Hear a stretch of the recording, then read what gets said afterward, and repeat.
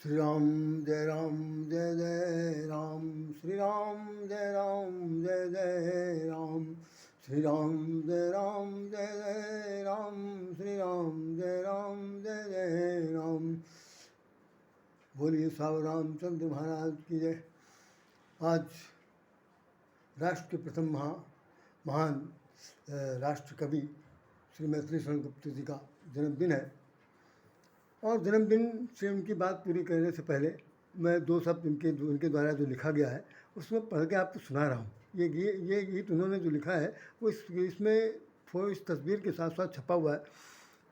उनका कथन है कि भारत माता का मंदिर या समता का संवाद जहाँ सबका शिव कल्याण यहाँ है, पावे सभी प्रसाद यहाँ। समता सबका शिव प्रसाद यहाँ है, पावे सभी प्रसाद यहाँ। जाति धर्म या संप्रदाय का नहीं भेद व्यवधान यहाँ, उसका स्वागत सबका आदर, अब सबका संग सम्मान यहाँ, सबका संग सम्मान यहाँ। जाति धर्म या संप्रदाय का नहीं भेद व्यवधान यहाँ, सबका स्वागत सबका आदर, सबका सम्मान यहाँ। ये मैथिली शरण गुप्त की ये कविता का गीत का अंश है जो इसके साथ लगा हुआ। अब हम इस संबंध में दो शब्द आप लोगों के सामने बताना चाहेंगे। तब तक एक भारत माता की जय हो, राष्ट्र के सपूत मैथिली शरण गुप्त की जय हो।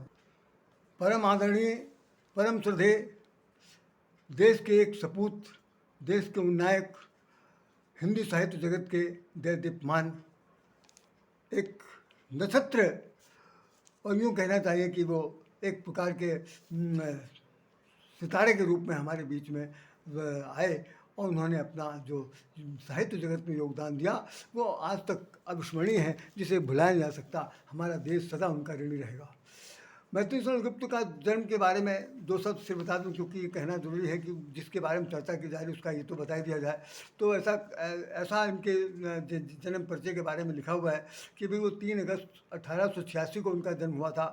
3 अगस्त 1886 को उनको जन्म हुआ था, और जिस वक्त उन्होंने अपने इस शरीर को छोड़ा तो उस समय जो तारीख थी वो 12 दिसंबर 1964 की तारीख।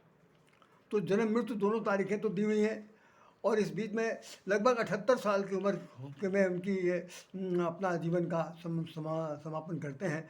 और उसके बाद जो इनकी पूरी जीवन यात्रा है उसका वर्णन करने के लिए मैंने चेष्टा की है कि मैं किस प्रकार से आपको बता सकता हूँ।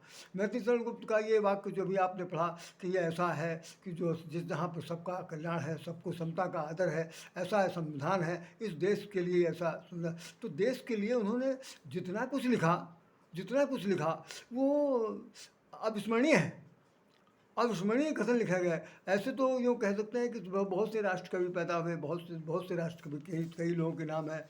आपके रामधारी सिंह दिनकर तो प्रसिद्धि प्राप्त कर ही चुके हैं, सोनलाल द्विवेदी हैं आपके, और श्याराम शरण। मैं इन साहित्यकारों का नाम बता रहा हूँ जो उस समय के थे, कि महावीर प्रसाद द्विवेदी को देख लीजिए, हजारी प्रसाद द्विवेदी को लीजिए, डॉक्टर श्याम सुंदर दास का नाम आपने सुना होगा, आपका रामचंद्र शुक्ल का नाम सुन लीजिए, और ये श्याराम शरण गुप्त का नाम सुन लीजिए। और साथ साथ ये है कि और तमाम उस वक्त के जितने भी साहित्यकार थे, कवि थे, लेखक थे और कहानीकार थे, उन सब लोगों ने राष्ट्र के प्रति समर्पण भाव से जीवन जिया।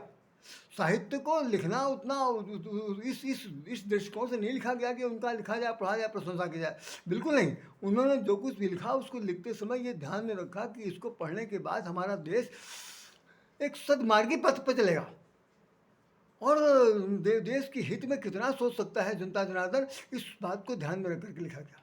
मतलब साहित्य ऐसा होना चाहिए जो समाज का हित कराए, इसकी परिभाषा है। समाज का साहित्य वो जो समाज का हित कराए, जो समाज का हित ना कराए वो साहित्य नहीं हो सकता। प्लस हित, समाज का हित कराने वाला जो है साहित्य है, वो उन साहित्यकारों ने लिखा गया। आज के समय में थोड़ी सी कल्पना करिए आप, अगर सोचा जाए तो आज के जितने भी साहित्यकार हैं उनको एक खास चीज़ की होड़ है, एक चीज़ की हाल है कि किसी तरह से हमारा नाम पुरस्कार में आ जाना चाहिए, हमें पद्मश्री मिल जाए, पद्म भूषण मिल जाए, पद्म विभूषण मिल जाए, भारत रत्न मिल जाए और ज्ञान विद्यापीठ मिल जाए और भारत भारती मिल जाए, यश भारती मिल, अरे जी क्या चीज़ नहीं, जो जितना सबको मिल रहा उससे कहीं ज़्यादा हमको मिल जाए और हम जो है 2 लाइन लिख दें, मंच पर चिल्ला दें, मैं राष्ट्रीय कवि, राष्ट्रीय कवि, राष्ट्र कवि नहीं, राष्ट्रीय कवि। अगर अपना उत्तर प्रदेश छोड़ करके किसी दूसरे प्रांत में चले जाए तो उसके बाद में वो अपने नाम के आगे राष्ट्रीय कवि लिखना शुरू कर दिया। लिखना नहीं आता मंच पे, फिर भी मंच से बोल करके कहना चाहते हैं मैं आपका आशीर्वाद चाहता हूँ, तो आप तो अभी अभी आपकी ताली बजाइए, ताली बजाइए, ताली बजाइए।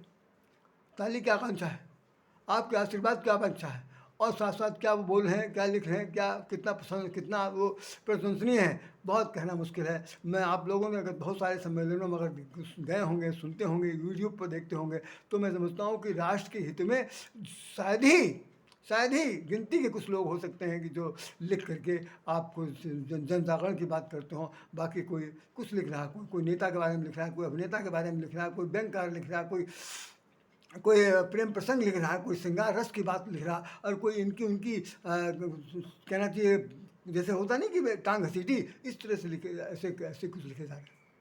मैं किसी की बुराई नहीं करना चाहता, लिखना तो भाई एक कलम की माँ सरस्वती के सभी बड़े वाणी पुत्र हैं, सभी को लिख रहे हैं, लेकिन जो जब कभी कभी तुलना की जाएगी कि राष्ट्र के प्रति किसने क्या लिखा, तो उस वक्त ये साहित्य बहुत थोड़ा सा मिलेगा, बहुत ही थोड़ा सा मिलेगा। और आज के अभी तक तो दूसरा कोई साहित्यकार ऐसा नहीं हुआ जिससे राष्ट्र कवि का नाम दिया जा सके, राष्ट्र कवि का नाम दिया जा सके।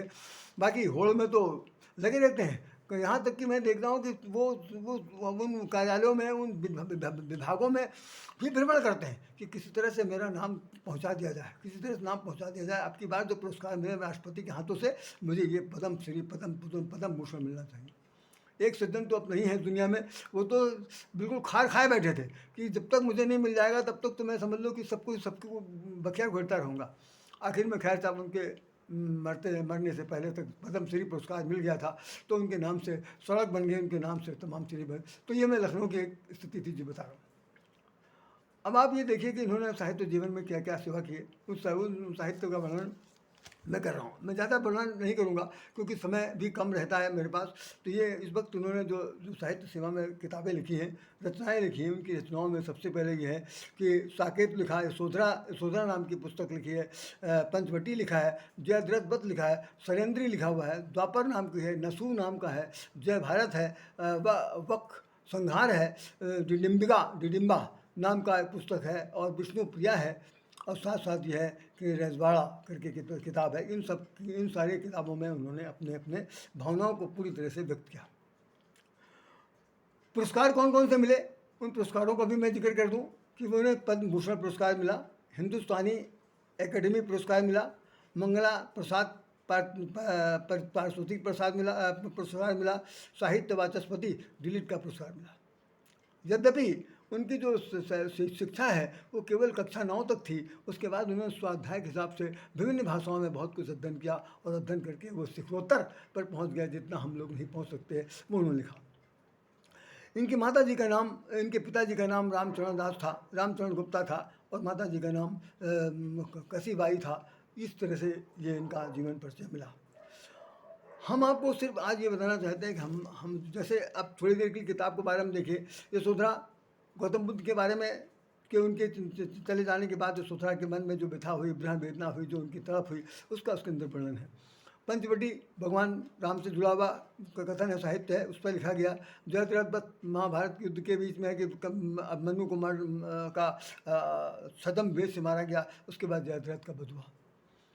द्वापर की चर्चा की गई, नसू नाम के एक राजा हुए हैं, उनके बारे में चर्चा की गई, और साथ साथ जय भारत का वर्णन कर रहे हैं, वक संहार का वर्णन किया जा रहा है, वक मैंने बगुला ऐसा करके कुछ है। तो डिडिम्बा नाम की एक राक्षसी थी, वो भी महाभारत के युद्ध में है कि जिससे उनका गंधर्व विवाह था भीम का, जिससे जो बच्चा पैदा हुआ था उसका नाम घटोत्कच था।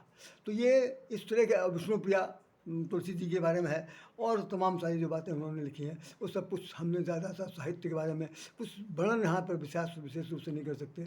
हम सिर्फ ये बताना आपको चाहते हैं कि जो हमारे जीवन में एक परिचय हुआ, आप सब लोगों को नमस्कार करते बताना चाहते हैं कि हमारे पाठ्यक्रम में मेरे पाठ्यक्रम में मैथिली गुप्त की एक कविता थी जिसका नाम था कि न रहो न निराश करो मन को, नर हो न निराश करो मन को, कुछ काम करो कुछ काम करो, जग में रह कर कुछ नाम करो, जग में रह कर कुछ नाम करो।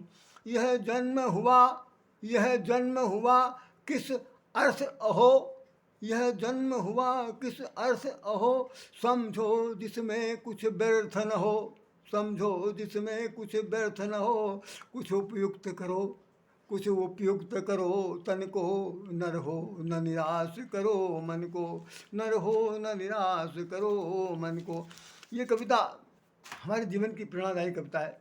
हमने 7वीं कक्षा में अपने पढ़ा था। जब मैं सन 64 में कक्षा 7 में पढ़ता था, तब ये हमारे यहाँ शायद दीप नाम की एक पुस्तक चलती थी, उसमें था। उस कविता को हम लोगों ने कंठस्थ कर लिया। अब तो इतनी ज़्यादा हमने लाइन सुना दिया। सबसे बड़ी बात यह है कि हमारे आपके जीवन में इस कविता को अगर आप आधारभूत तत्व मान लीजिए, अपने जीवन के मार्गदर्शिका मान लिए, पथ प्रदर्शक मान लीजिए, तो निश्चित रूप से मैथिली स्वरगुप्त ने जितना कुछ लिखा वो तो लिखा ही लिखा, लेकिन ये कविता पूरे विश्व का नेतृत्व करने की क्षमता रखती है। वो कह रहे हैं, नर हो तो निराश करो ना निराश करो मन को। अरे मनुष्य की जात हो, क्या बात है, तुम्हारे अंदर ऐसा नैराश्य क्यों आ गया? निराशाजनक स्थिति क्यों से आ गई? अवसाद की स्थिति क्यों आ गई? तुम विषाद के रूप में क्यों आ गए? तुम्हारे अंदर क्यों ऐसी हताशा की भावना आ गई है? छोड़ो, तिरस्कार करो, नर हो, मनुष्य हो, मनुष्य जैसी बात करो। क्यों? हमारे तुलसीदास जी ने भी एक बात लिखी है, जानते हैं क्या लिखा उन्होंने? अरे मानुष तन गुण ज्ञान निधान, हितया न हिता न हित पशु पक्षी जाना, मानुष तन गुण ज्ञान निधाना। उन्होंने तो बिल्कुल उल्हाना दे दिया। अरे पशु पक्षी जब अपना हित नहीं समझते हैं कि एक शिकारी जो है गुलेल माल करके आपको घायल कर सकता है, पक्षी जानते हैं। अरे तो भाई तुम मनुष्य हो, गुण के निधान हो, तुमको इतनी भी अकल नहीं कि भी कौन सा काम कब करना चाहिए। गोस्वामी तुलसीदास ने बिल्कुल खुल्लम खुल्ला दे दिया। और हमारे मैथिली स्वरगुप्त भी यही कह रहे हैं, नर हो भाई, हम आपसे कह रहे हैं, गर्व करो, अपने ऊपर गर्व करो, स्वाभिमान करो कि नर हो, ना निराश करो मन को। अपने मन को कभी निराश न करो, किसी भी परिस्थिति में निराश न करो, चाहे परिस्थितियाँ जैसी आए। तो क्या करना है? क्या करना है? कुछ काम करो। ऐसा कौन सा काम करें भाई? काम तो सभी लोग कर रहे हैं, कोई भी पूछ सकता है। काम तो कौन ऐसा है जो नहीं कर रहा? बिना काम कोई तो बैठा नहीं। लेकिन कह रहे हैं काम ऐसा करो कि जग में कुछ नाम करो। काम करो कुछ काम करो, यह जन्म हुआ किस अर्थ हो। ये दार्शनिक भावना है। ये शरीर क्यों मिला? 84 लाख योनि भ्रमण करने के बाद मिलता है। ये हमारे शास्त्र लिखते हैं कि गीता में भी लिखा, रामायण में लिखा, सब में लिखा है। 84 लाख योनि भ्रमण करने के बाद बड़ी मुश्किल से मनुष्य का जीवन मिलता है। बड़े भाग मानुष तन पावा। तो ये शरीर बड़ी मुश्किल से मिला है, तो मिलने के बाद इसको क्या करना है? बहुत उपयोग करना है। तो क्या करें कि कुछ काम करो, जग में रह कर कुछ नाम करो। ऐसा कुछ काम करो जिससे कम से कम तुम्हारा नाम हो। काम तो सब करते हैं। अरे चोरी करने वाला भी काम करता है, डाका डालने वाला भी काम करता है, जो छिद्रान्वेषण करता है वो भी काम करता है, और तरह तरह की जितनी भी उगली चुगली करने वाले, जड़ काटने वाले, अपना पेट पालने वाले, मजदूरी करने वाले, शाही ठाट बाट से जीने वाले, नौकर साहब बनने वाले, कौन से लोग हैं जो काम नहीं करते? सब लोग काम करते हैं। लेकिन वो कह रहे हैं उन सब कामों से हट करके एक ऐसा काम करो कि जग में कुछ नाम करो। अगर नाम करना है, नाम कमाना है, तो भाई आपको फिर कुछ करना पड़ेगा। आप देख रहे हैं कितनी बड़ी उन्होंने चैलेंजिंग पॉइंट दे दिया हमारे आपके जीवन में। कुछ नाम करो, यह जन्म हुआ किस अर्थ अहो। अरे हे भाई राधेश्याम और राधेश्याम जैसे पता नहीं कितने लोग, ये जन्म हुआ किस अर्थ हो। जरा अपने मन से सोचो तो, समझो तो, विचारो तो, कहीं एकांत में बैठ करके चिंतन तो करो कि जीवन क्यों मिला। तो यह जन्म हुआ किस अर्थ हो, समझो जिसमें कुछ व्यर्थ न हो। ऐसा काम करिए जिसमें कोई व्यर्थ का काम ना हो, समय का सदुपयोग हो। ऐसा ना हो समय भी बर्बाद हो जाए, आपका शारीरिक क्षमता भी खत्म हो जाए, शारीरिक शक्ति भी नष्ट हो जाए, उसके बाद पछतावा हाथ लगे। तो बहुत सोच समझ के, सोच विचारे ना करे सो पाछे पछताए, काम बिगाड़ो आपनो जग में हो धसाए। तो उन्होंने बता दिया कि ऐसा कुछ काम करिए कि भाई ये जन्म हुआ किस अर्थ हो, समझो जिसमें कुछ व्यर्थ न हो। फिर क्या करना? कुछ उपयुक्त करो तन को, कुछ उपयुक्त करो तन को, नर हो न निराश करो मन को, नर हो न निराश करो मन को। ये हमारे मैथिली स्वर्णगुप्त का ये आदेश है, ये निर्देश है, ये उनका मार्गदर्शन है, ये उनकी प्रेरणा है, ये उनका एक अद्भुत विलक्षण कहना चाहिए सैद्धांतिक चर्चा है, जिन्होंने पूरे विश्व के सामने, पूरे कम से कम भारतवर्ष के सामने कि समस्त जनता जनार्दन के सामने तो रख ही दिया, इसलिए वो राष्ट्रकवि हैं। हम तो उनको सत सत प्रणाम करते हैं। आप लोग भी अपने मन में विचार कीजिएगा कि मनुष्य का जीवन मिला है भाई, ये जितने दिन के बीत गए हैं, चलो भाई जो बीत गया सो बीत गया, अभी सवेरा है। अगर कुछ करने की क्षमता है, कुछ कर गुजरने की क्षमता है, कुछ चाहत है, ये उछल भूसल पाने के लिए नहीं, ये मैं बता दे रहा हूँ। मैं इस संबंध में बिल्कुल नहीं बोल रहा हूँ कि पुरस्कार तो मिलने का, भगवान जो है ना, कर्म करो फल तो जैसा कर्म करेगा फल देगा भगवान, तो लिखा है वो गीता का है, तो गीता का ज्ञान है। आप कर्म करते जाइए, फल तो आपको मिलेगा, कहीं ना कहीं तो मूल्यांकन होगा। चलो ना सही इस युग में, किसी दूसरे युग में होगा, लेकिन काम करते जाइए, अपना नाम कमाइए। इन्हीं शब्दों के साथ राधे श्याम राधे आप सब लोगों से हृदय से नमन करता है। मैथिली स्वर्णगुप्त के चरणों में कोट कोट श्रद्धांजलि अर्पित करता है। आप लोगों से निवेदन करता है कि इनके साहित्य को विशेष रूप से पढ़िए और ज्ञानार्जन कीजिए, अपने मार्ग को, अपने जीवन का मार्ग प्रशस्त करिए। तभी मैं समझता हूँ कि इनको अच्छी सच्ची श्रद्धांजलि होगी। बाकी पढ़ने लिखने वाले तो सब एक से एक पढ़े हुए, कुछ का कुछ पढ़ा गए, कुछ के कुछ पढ़ते रहते हैं, नाम कमाने के लिए, चर्चा करने के लिए, प्रशंसा करने के लिए, ताली बजाने के लिए, और दो चार लोगों को इकट्ठा करने के लिए, मैं कभी हूँ जरा मुझे पहचानो, मैं कभी हूँ जरा मुझे पहचानो, यह सब करने के लिए लोगों की ये होती नहीं, एक प्रकार का एक यूँ कहिए कि मानसिक भूख होती है, प्रशंसा मानसिक भूख होती है। इस पर कभी मैं चर्चा करूँगा, रामचरितमानस में लिखा हुआ। इसी पे चर्चा हम किसी दिन करेंगे कि सबसे ज़्यादा आदमी के जीवन में सब प्रकार की भूख के साथ एक प्रबल भूख होती है, जिसका नाम है प्रशंसा की भूख। हमारी स्तुति होनी चाहिए, हमारा सब तरफ नाम होना चाहिए, जहाँ जाए वहाँ चित्र फोटो मेरी खींची जानी चाहिए। एक सज्जन है हमारे लखनऊ शहर में, थोड़ी सी छुट्टी बिता गए, जहाँ जाते वरिष्ठ, कभी एक समय थे कलम चलाना नहीं आता था, 96 में मेरी उनसे भेंट हुई थी। आज वो 55 साल के हो गए हैं और वो वरिष्ठ बैंकर के रूप में जाने जाते हैं। क्या लिखते हैं क्या लिखते हैं मैं नहीं जानता। भगवान से प्रार्थना करता हूँ सबको सद्बुद्धि मिले। भगवान से प्रार्थना करते हैं कि सब लोग इनके पद चिन्हों पर चलें, इनके साहित्य को पढ़ें और ज्ञानार्जन करें। तभी मैं समझता हूँ कि इनका ये इनके द्वारा लिखा हुआ कहा हुआ जो सच है वो सिद्ध हो सकता है। और मैं क्या बता सकता हूँ, पाठ्यक्रम में तो हमने कहाँ 64 में पढ़ा था, आज भी मुझे याद है।